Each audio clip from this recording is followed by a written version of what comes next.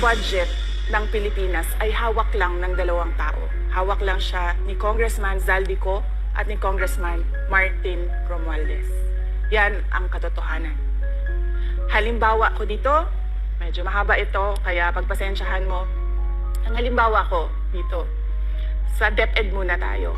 Sa Department of Education, noong taong 2023, merong 5 billion na inapprove para sa classroom construction.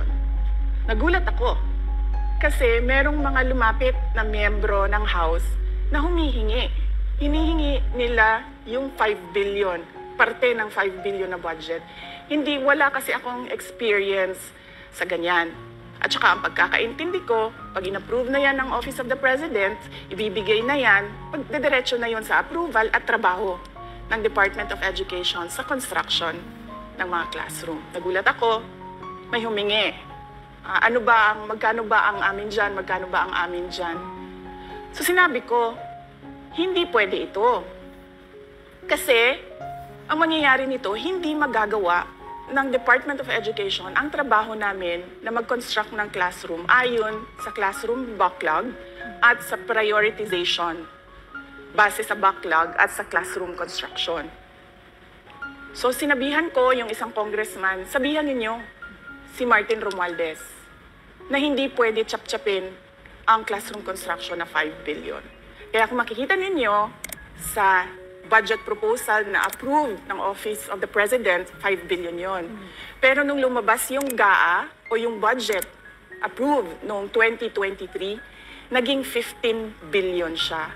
Dahil hindi nga ako pumayag na kunin yung 5 billion, dinagdagan nila ng 10 billion yung classroom construction ng Department of Education. Yung 10 billion na yon hindi kontrolado ng Department of Education. Controlled yon ni Congressman Zaldico at Congressman Martin Romualdez. Hindi ko na kailangan ng corroborative witness dito dahil makikita niyo yon sa papel. Makikita ng taong bayan yon sa papel. NEP, 5 billion. Lumabas ang budget approved, 15 billion. So maiintindihan niyo, di ba? Bakit pa tayo magba-budget hearing para sa Office of the Vice President? 2 tao lang naman ang nasusunod sa budget ng bayan natin. Halimbawa, taong 2024, kung makikita niyo, ang approved na budget ng Office of the President para sa classroom construction ay 19 billion.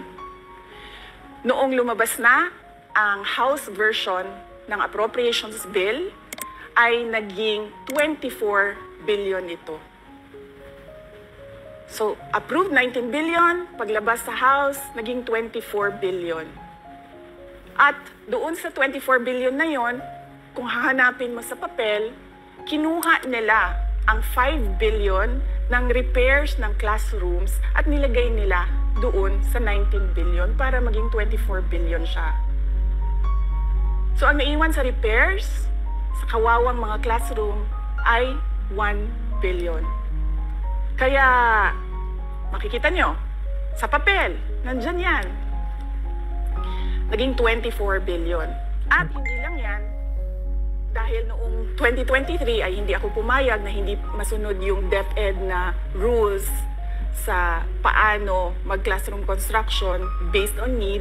Ang ginawa ngayong 2024, in-attach nila ang listahan na kung saan gagawin ang mga classroom construction worth 17 billion. Makikita nyo yon sa papel.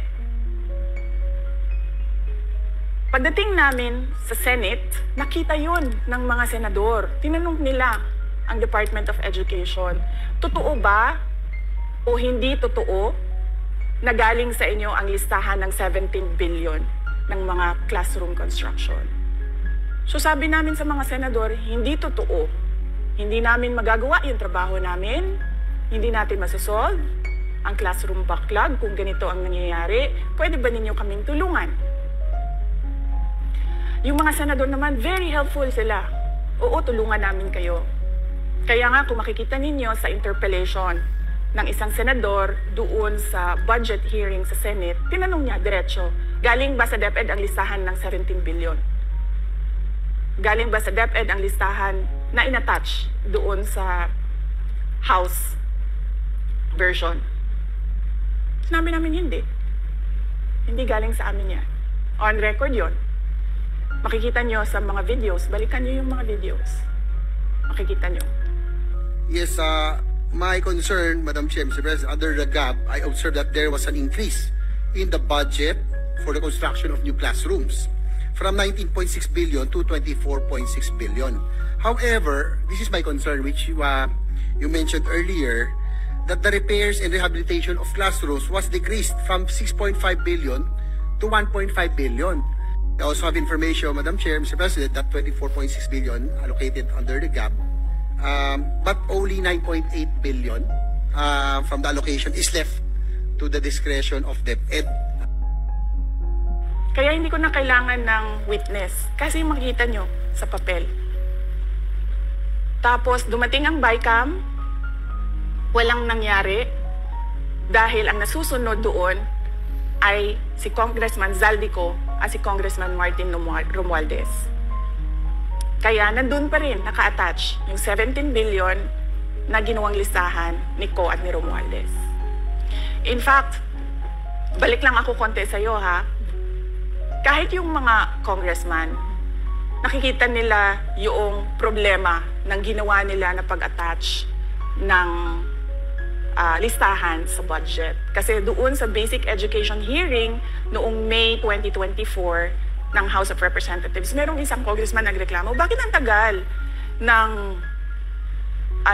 classroom construction? Bakit ang tagal? Eh sabi nung USEC ng DepEd, kasi may pabago-bago sa listahan ng DPWH dahil hindi kami ang gumawa ng listahan. Yeah, Mr. Chair, with respect to the 17 billion in Annex A of the GAA, we are not privy on how the school sites were chosen. So, be it as it may, how is it chosen? I'm not privy to that, Mr. Chair. When the gap came out, there was a 14.7 billion Annex A. Then when the committee, the GAA came out, from 14.7 it became 17 billion. So we are not privy to how the list was generated. So dagdag ko lang yan doon sa confirmation na kinuha nila yung budget ng DepEd at isa yan sa mga rason kung bakit ako nag-resign sa Department of Education.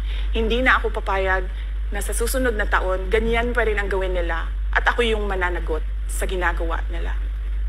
Kaya yan yung sinasabi ko, bakit pa tayo mag-question and answer dito para atakihin niyo ako? Masusunod lang naman sa budget, 2 tao lang.